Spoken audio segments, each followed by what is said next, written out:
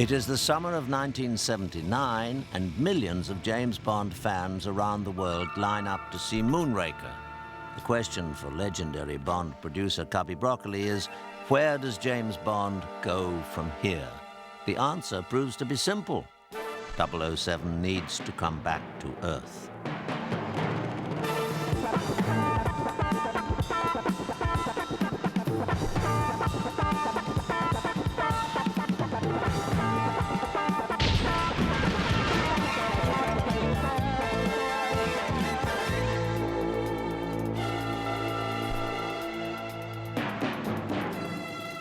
To help shape Bond's entrance into the 1980s, producer Cubby Broccoli relies on the rising star of the James Bond creative team, his stepson, Michael Wilson. With Moonraker, we went really, I think, pretty far along the track of touching on science fiction. It was a tremendously successful film.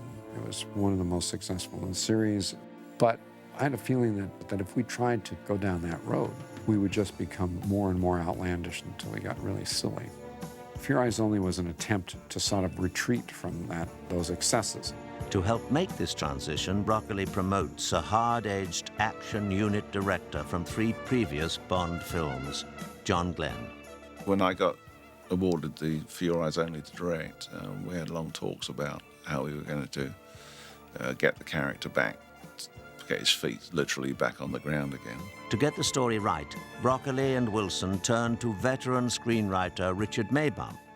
Well, I'd known Dick Maybaum since, I was a teenager, and he'd written so many of the great Bond films. I started working with Dick. I was at that time the executive producer on the films. And as we got working more and more, he asked me to take a stab at writing a few things, and then he suggested we become collaborators. For inspiration, Wilson and Maybaum returned to the works of 007's creator, Ian Fleming. Starting with 2 James Bond short stories, For Your Eyes Only and Risiko, the writers develop a plot straight from Fleming's pen. Wilson and Maybaum even include a key sequence from the novel Live and Let Die. The working relationship proves fruitful. The writing team of Richard Maybaum and Michael Wilson shape a new vision of Bond for the 1980s. As it happened, I was very pleased that Roger did it because it helped me enormously in the fact that he was an established James Bond. If I had to take someone new and establish them in the role, it would have been quite difficult for me, I think. Director Glen brings in some new faces behind the cameras. My background is documentaries. I started off in documentaries, and I used to direct and photograph when I was doing that, and that's how John knew me. If you met Arthur, you wouldn't think he'd be an ace cameraman like that because he wears thick glasses, and he tripped over the carpet when he first met Cubby Broccoli as he walked in the office, which wasn't a good start. It's a great excitement because it was Bonds have always been a type of film that I've always wanted to do. With acclaimed production designer Ken Adam unavailable, filmmakers turned to a familiar face. Peter Lamont, a 007 veteran since Goldfinger, worked his way up through the art department on 9 previous Bond films. I was called by Eon and they said, who would you like to work for next? Ken's gone off to America with Herb Ross to do Pennies from Heaven. And I kind of said, well, why not me? And an hour or 2 later, I was the production designer. Lamont's detailed and realistic designs reflect a new direction for the series. We all sat down and Cubby said, we better tell you this right away. We're not going to spend that tough of money on the next Bond. I want Bond doing the detecting, and I don't want him to be overtaken by a lot of gadgets. With the key team in place, filmmakers turned to casting. We had Roger, and we were now looking for a leading lady. Carole Bouquet was a French actress that I recommended to Cubby Broccoli to consider for the part.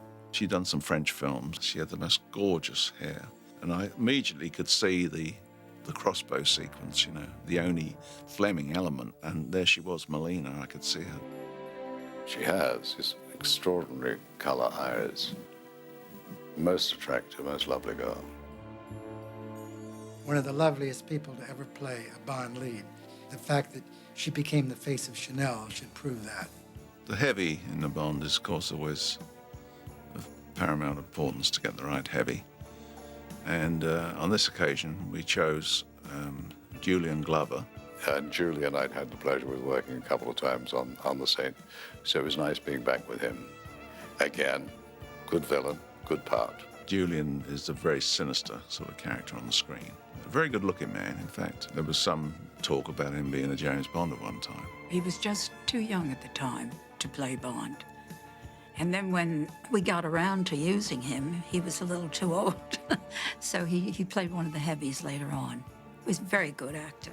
Filmmakers find the other leading actor of the movie with a bit of serendipity at a party in London. Dana Broccoli came across to me and said, "Topol, what a good idea. Cobby, what do you think of Topol playing Colombo?" And this is how I was cast. Once in a while, they listened to me. Topol, boy, he could rival Roger Moore in the charisma department. Topol's sort of famous for playing Fiddler on the Roof. I don't think he can live it down. It's rather like being an ex-James Bond. You can never shake it off quite. With casting complete, filmmakers begin layering the script with links to James Bond's past, including Bond's brief marriage. You know, it was John Glen who came up with the idea of going to Tracy's grave. I think he wanted to show a continuity of the Bond stories and show that he's still the same character, he's still going on, he has a history. Shooting begins on September the 2nd, 1980 in the North Sea and continues on September the 15th in Greece. The Villa Silvia near the Corfu Hilton doubles for the Spanish home of the assassin Gonzales. Among the extras is a model named Tula. She was one of quite a number of very beautiful girls. And 3 months after the film finished, it was revealed in the press that Tula was a man, or had been a man. The fact that she may have turned out to be a chap was by and by, really, because she was so gorgeous. She was probably the most gorgeous of all the girls there, and very nice person as well. In this early scene, the filmmakers set the tone for the action. The Lotus car had been underwater, had missiles in it. It seemed to be a great arsenal for Bond. And to take that away from him at the very beginning, was an idea that to say, okay, we're starting off the picture by making Bond more reliant on his own wits. At that time in New York, everyone's car was being stolen. And apparently when the film showed there, the audience just roared and clapped and applauded because they wished that would happen to everyone who stole their car. Well, I hope you have a car. This way. The whole concept of James Bond running out and saying, "Where's your car?" and there you see a little de chevaux. It's just so sort of like anti-Bond. It was hilarious. To film Bond and Melina's escape, Peter Lamont's crew turns the sleepy Greek town of Pagi into a Spanish village. And for the car stunts, John Glen turns to Rémy Julien. But he's almost a legend in car chase sequences, and his two sons are tremendous drivers. Despite taking a more realistic approach to Bond, the filmmakers do not want to lose the important element of humor. Love a drive in the country, don't you? That was a very funny scene, and I had a lot to do with the design and planning of that sequence. And I desperately wanted to use the hillsides where they gather the olives and use the local colour. And we just adapted what was there and wrote it in a very amusing way. It's like a mix between James Bond and Keystone Cops. We love to thrill people. And there's nothing better than after a thrill to get the laugh. On October the 6th, John Glen prepares to shoot one of the largest hand-to-hand fight scenes to ever appear in a Bond film. Bob Simmons and his crew of stuntmen rehearse every move. Bob Simmons, of course, you say James Bond, you have to say Bob Simmons because he was like another James Bond. Wonderful stuntman, probably the best stuntman we'd had at that time. I liked him very much, and he was very skillful and a man you could talk intelligently with. And he still liked to do the odd stunt himself. Careful preparation helps tilt the odds against injury in a scene with over 30 stunt performers. It is all in a night's work on a Bond film. Of course, when filmmakers plan a major sequence, it isn't just the stunt performers who see action. Shooting this time. 246, take one. Cut it, cut it! Blank-firing weapons introduce another element of risk, and despite safety precautions, accidents do happen. One of the blank bullets proved to be not so blank, and I got shrapnel very close to the eye. Lots of blood comes down, and it wasn't makeup. And Cobby was on the set, and he grabbed me. He didn't wait for the director to say print, and he ran with me to the doctor. And Cobby was my father's age. There's no wonder that we all loved him so much. The next evening finds the crew in more elegant surroundings, the Ascalon Casino in Gasturi, Corfu, a palace built by Empress Elizabeth of Austria. For filmmakers, it provides the perfect atmosphere of elegance for a key scene in the film. And for James Bond, the tables offer a welcome high-stakes diversion. To play the part of Columbo's mistress, filmmakers cast an actress with a James Bond connection all her own. We chose Cassandra Harris, who, as everyone probably knows, was Pierce Brosnan's wife. In fact, on the set in Corfu, Pierce arrived one weekend. A very handsome figure he cut too, you know. And Everyone, when they saw Pierce, thought he was just great and would make a great Bond. that's when I first met Pierce, and he met Cubby, of course. Cubby always put it in the back of his mind to sort of keep there. On October the 15th, the crew moves to the cliffs above Corfu's old Turkish fort.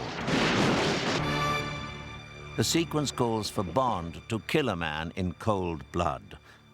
Roger Moore has his doubts.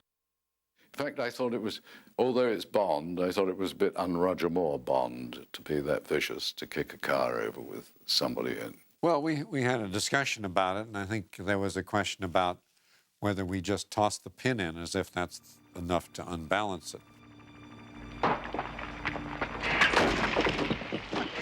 I thought it didn't give enough sort of energy. As Derek Meddings and Peter Lamont prepare the Mercedes, tension on the set builds. All the key creative team agree this one moment will define James Bond for years to come. Roger and I had quite a discussion about this. Roger had a reputation anyway. He'd done all those series on the Saints, and he'd done all these James Bond films before, and so he'd more or less set his character. So you couldn't depart too much for it. All you could do is show a harder edge to his character, and that's what I tried to achieve.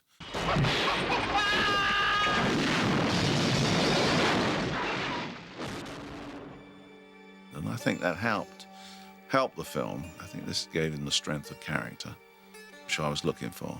The next day, the cast and crew move across Greece to face a different kind of challenge. At the edge of the Pindus Mountains, atop 24 mammoth rock spires, sits the holy community of Meteora. It's an incredible landscape. Years ago, the monks built monasteries on some of these rocks. They have to carry everything up by a rope basket. There are no roads up.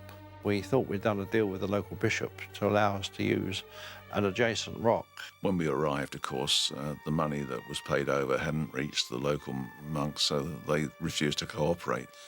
In fact, they went out of their way to sabotage our filming. There are two monks there who don't want us to film.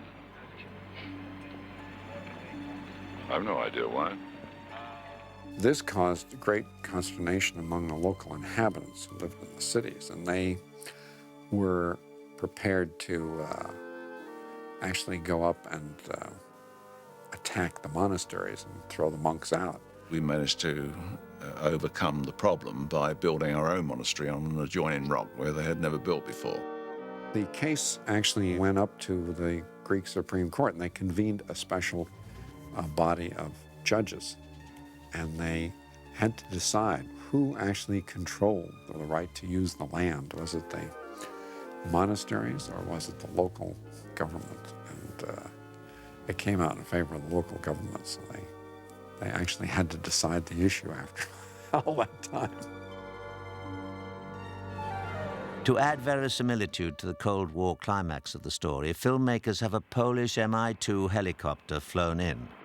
Shooting the final confrontation comes nearly 4 months before the end of principal photography. And action. No, Molina, it's not the answer. We'll turn him over to the Greek police. Out of my way, James. Each of the cast must find a way to catalogue this performance so that it meshes seamlessly with scenes to be shot weeks later at Pinewood Studios.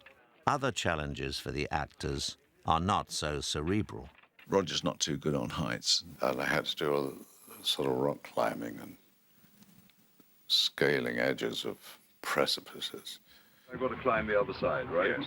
I've got to go around the other side. No, you've got to climb that right-hand side there. See the edge of the sea now. Yeah, that's the place. It's always like, you want me to stand there? Well, looking down there, you've got to be joking. Are you talking sex, you two, because you're being recorded? Despite joking on the set, Moore's nerves get the best of him. I took a lot of Valium and drank some warm beer to do that in the morning, I tell you. For director Glen, the climbing sequence gives him a chance to create a signature moment. Hitchcock always used to make an appearance in his movies, and I suppose I had a similar idea when I always used to put my little trademark on all my films. I'd always use a pigeon coming out of an unexpected hole when Roger Moore's climbing the Meteoras when he's like 400 feet off the ground. He puts his hand into a handhold and a pigeon flies out and nearly knocks him off the rock. I guess you could say that pigeon is my trademark. We used a chap called Rick Sylvester for the double for some of the climbing on that. He did the ski parachute jump in Spy Who Loved Me, and we used him again here to do a similar trick. We had a sequence where Bond has to climb up the rock face. He gets kicked off and falls down and finishes up hanging on a rope. That was quite a hairy old stunt. It was everything was done for real.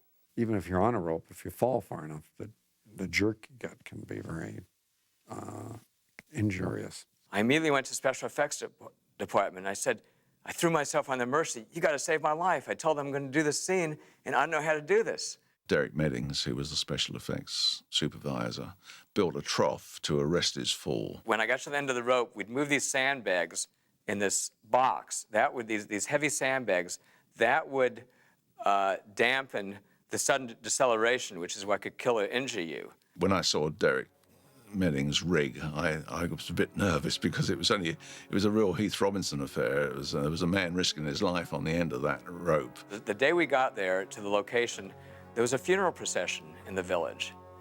And then the box that the sandbags were in, it kind of resembled a casket.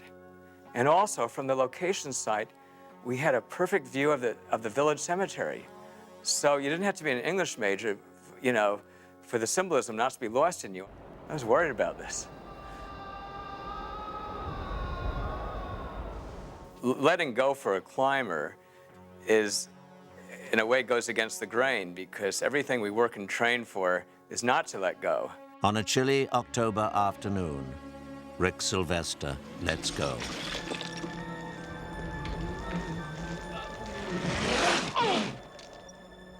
I get to the end of the rope didn't break because I was still about 350 feet off the ground, and I was really happy, and I forgot I'm supposed to be stunned. I'm alive, it worked. And then I said, oh, that's right, I'm supposed to be unconscious. Then I kind of sagged, but luckily this doesn't show. He did a great job of the fall-off. He was very, very good, but unfortunately, he was quite a small man, and he was very difficult to make him look like Bond. He's a big guy. He's around 6'5", and I'm more like 5'6", and so, you know, with the $700 wig and the cameras far enough away, you could almost think really that I was Bond. Back in England, John Glen starts work on the film's pre-title sequence. I got the idea many years ago when I was walking around Pinewood Studios, and I saw one of our technicians on a Sunday. He brought his young son into work. The boy had a remote-controlled car, and that gave me the spark to think about this remote-controlled helicopter. Mark Wolfe was the pilot, who's a superb helicopter pilot. It all took place around the chimneys and the industrial architecture of Beckton Gasworks, which was very spectacular. It was incredible excitement. You know, when you hang underneath a helicopter and there's the noise and the blades whirling round and the helicopter is doing all sorts of various maneuvers and you're hanging underneath and you're enjoying it, you know, that was really incredible. Derek Menzies came up with a great scheme because we had to get the helicopter, fly into one of these big halls, fly in and fly out, and it was quite a hairy old stunt. And we were looking around this place for a building where we could actually fly a helicopter into this building for this particular sequence.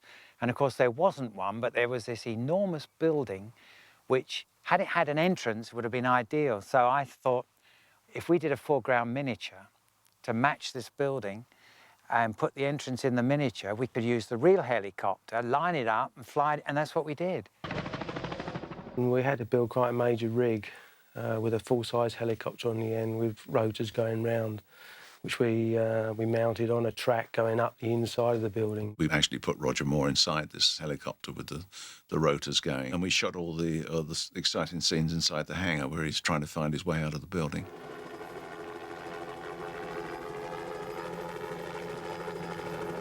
I thought real stars were Mark Wolf, the pilot, and particularly where he tips him down the chimney pot, you know.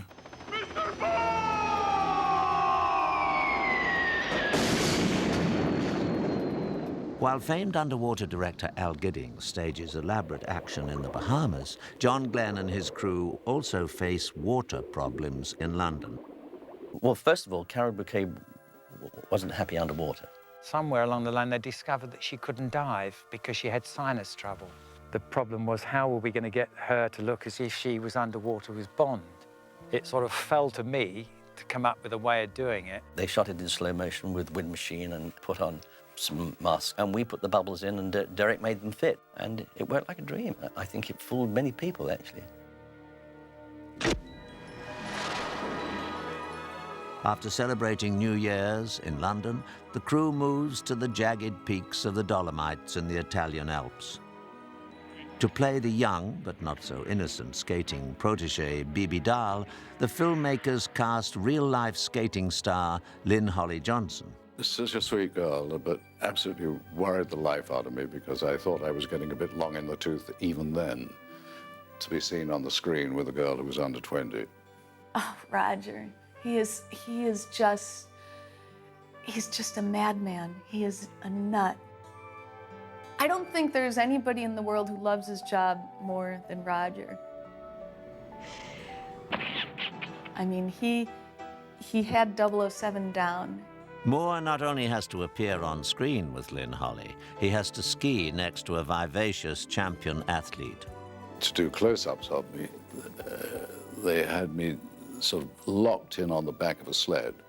There's one wonderful character in a long coat, sort of in front of the sled, going down on skis, so controlling the weight of the sled.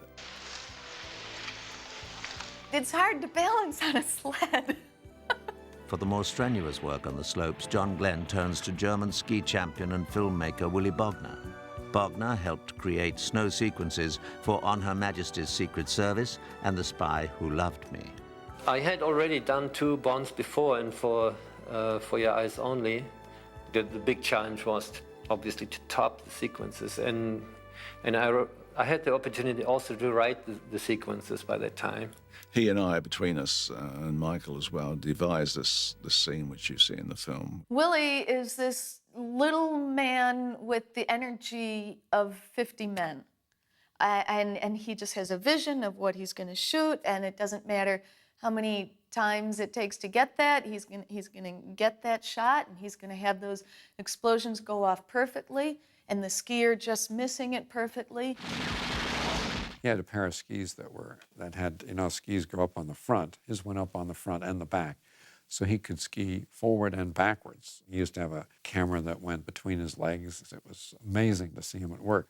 Our biggest problem there was that it snowed over Christmas just before we got there, and then we virtually had no snow for the next 6 weeks. But it was in fact ideal for our film because we were using motorcycles with spikes, and we didn't want deep snow. We wanted just a covering of snow. It worked out really beautifully because Rémi Julien, the great stunt driver, he did a fantastic job with the motorbikes. It took a few broken arms and casts and things. Skiers and motorcycle drivers don't just have to worry about snow, but also pure ice. And I thought, if you had a Bob and then Bond on skis and then 2 motorbikes in the back, That would be really something else. He approached me and he said, "Oh, I'd love to ski down the bob run following the bobs along, you see." So I said, "Well, the only problem is the bobs will go faster than you are because they're heavier. So we have to devise a way, to keep you at a certain distance." I said to him, "I suppose you wouldn't consider being tied on to the bob, would you?" And he said, "Well, that's a good idea." Throughout the early winter months of 1981, Willy Bogner and his team of skiers break all boundaries.